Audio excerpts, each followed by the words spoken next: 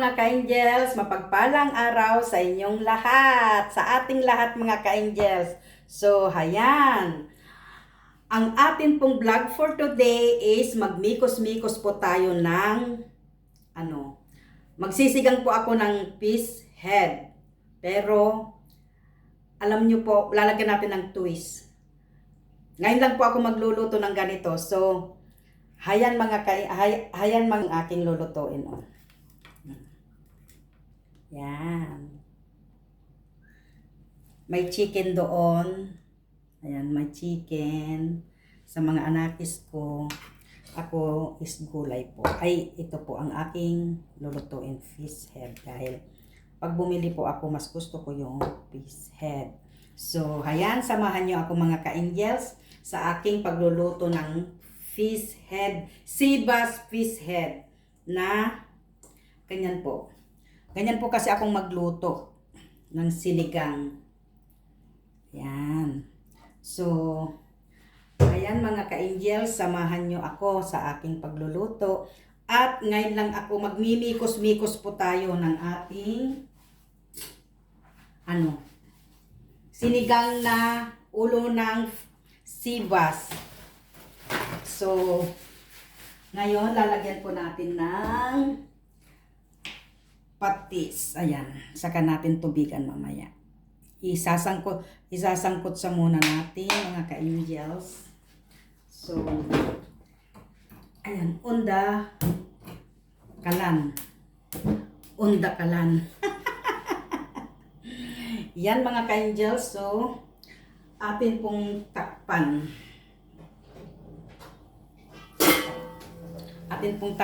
At update ko kayo mga ka-angels. So, samahan nyo ako sa aking vlog na ito para baka makakuha din po kayo ng idea sa inyong pagluluto ng aking sinigang na fish head, Seabass fish head. At tayo ay magmikos-mikos. Ayan, ngayon lang po ako magluluto ng ganito. Tignan nyo mamaya kung ano yung ilalagay ko. So, hayan na mga ka-angels. At atin pong bubuksan na ang ating nilulutong isinangkot sa na fish head. Ayan, nagtubig po siya, di po ba? Oh. Yan. Yan. So ngayon, lagyan po natin ng konting tubig.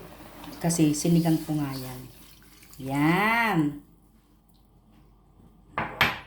So, takpan po natin muli mga ka-angels. So, hayan mga ka-angels, atin tignan na, i-check na natin yung ating niluluto. At, ayan nga mga ka-angels, kulong-kulo na. Ayan.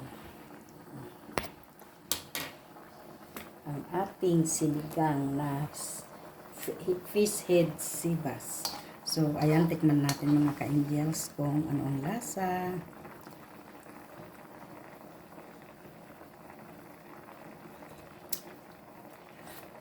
Ayun. Sarap. So, ayan mga ka-angels, kulong-kulo na. So, first time ko pong itry ang magsigang na lalagyan ko po ng malunggay. Ayan. May kamuti po pero tinatamad na akong manguha. So, itratry ko naman mga ka-angels ang malunggay. Sinigang na fish head with malunggay. Yan. Mag-imbento. Yan. Imbento ko lang po yan. Yan. Kasi nga po, tinatamad akong manguha ng talbos ng kamote. So, ang malunggay, madaling kunin. So, sabi ko, why not na hindi ko din subukan ang sigang sa malunggay, sinigang sa malunggay. Ayan. Di ba mga ka-angels? Ayan. Tikman natin ang sinigang sa malunggay na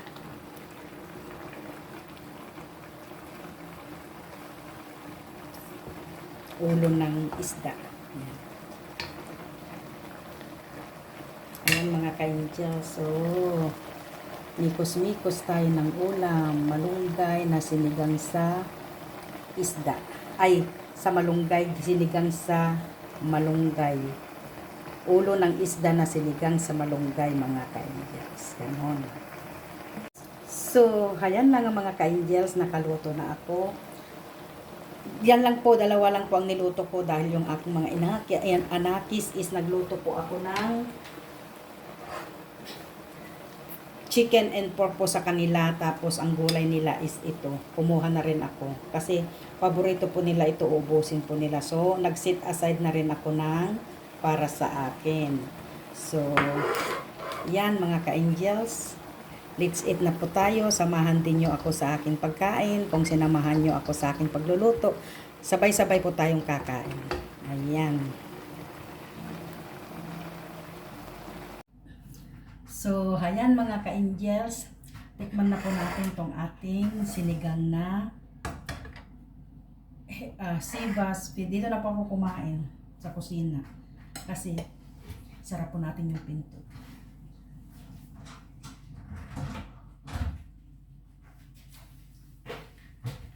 Doon po sana ako kakain sa living room namin.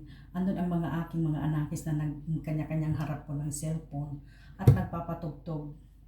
So, ang pagkaulam nila is karne, chicken with pork ang niluto ko. Tapos ito. Ngayon, ito naman ako saka ito. Ito ang head fish with malunggay na walang kanin mga ka-angels. Sapat na sa akin yan. So, ayan mga ka-angels, atin na po tikman ang ating nilutong sinigang with malunggay. Yan. Sarap.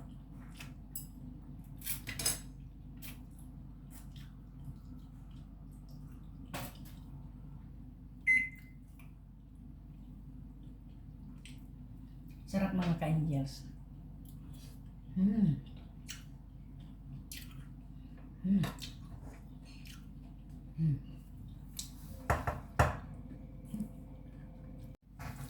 As in mga ka-angels, kasarap ang ating niluto.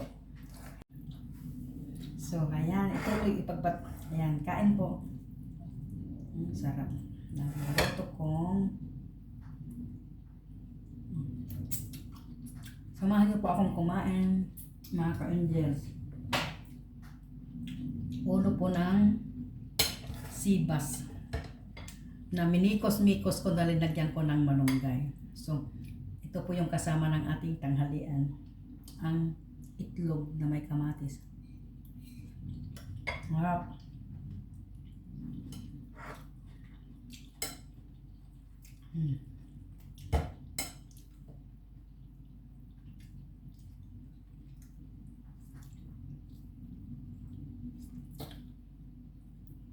Po.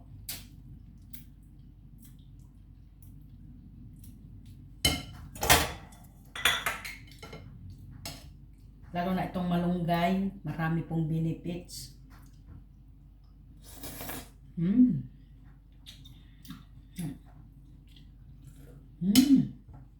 Sarap ng sabaw.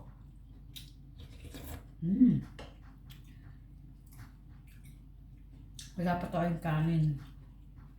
Ito ang kasama ng tanghalian natin.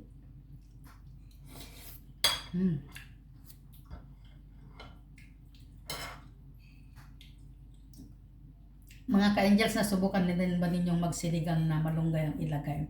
First time ko po na maglagay ng sinigang na isda na may malunggay.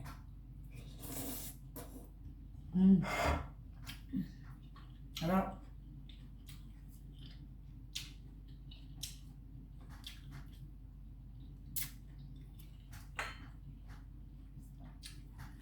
Alam nyo ba mga ka-angels, pag bumibili ako ng isda, puro ulo, dami namin puro ulo po binili ko. Kasi po, gusto ko yung ganyan.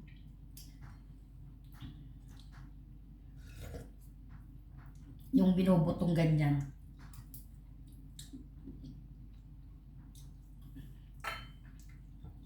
Mas gusto ko pa kaya sa lamang.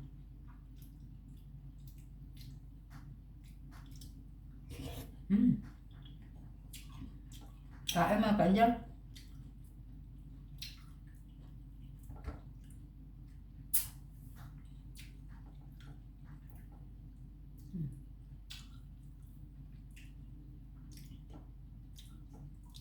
Puro pan na po kasi ako ngayon. Gulay. Isda.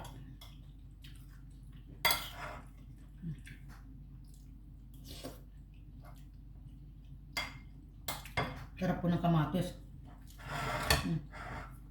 Na may itlog.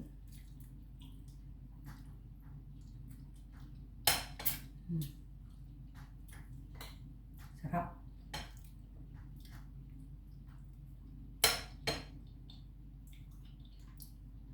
Gusto ko po yung may ginaganyan.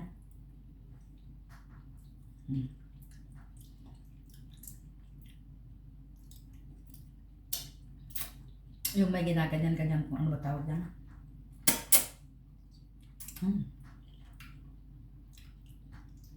Gusto ko po kaya pag bumili ako puro ulo.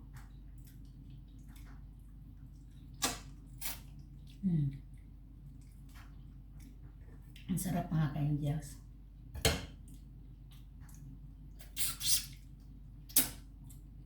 Enjoy po sa aking lunch. Ayan.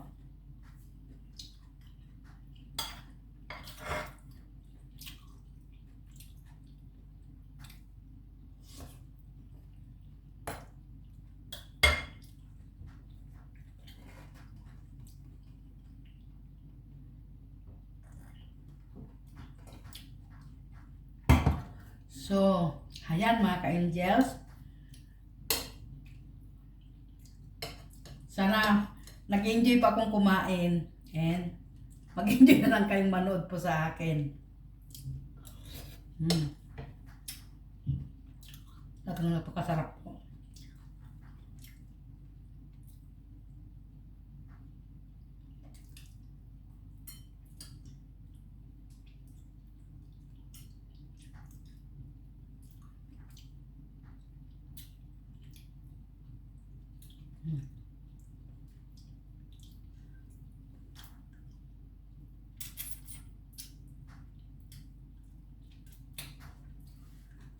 Ang dami ko pong nilutong kanin pero walang kumain ng kanin.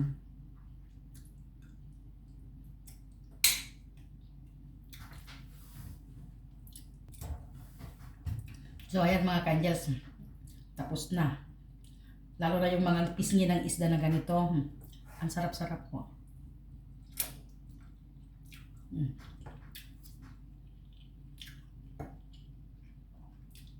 Sarap.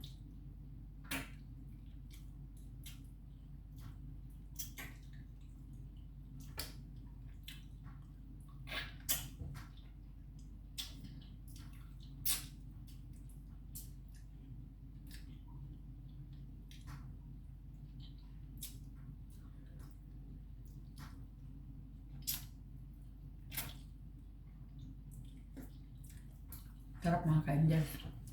As in, dalawang ulo po ito. Oh. Tapos na. Ito ang pan. So, ayan mga ka-Angels. Salamat sa pagsama nyo sa aking pagluluto at sa aking pagkain. Nagbikos-mikos po ako talaga ng aking niluto. Tanghali ang ulam.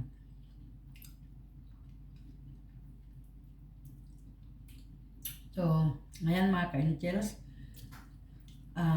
maraming salamat sa palagi niyong pagsuporta sa aking mga upload videos.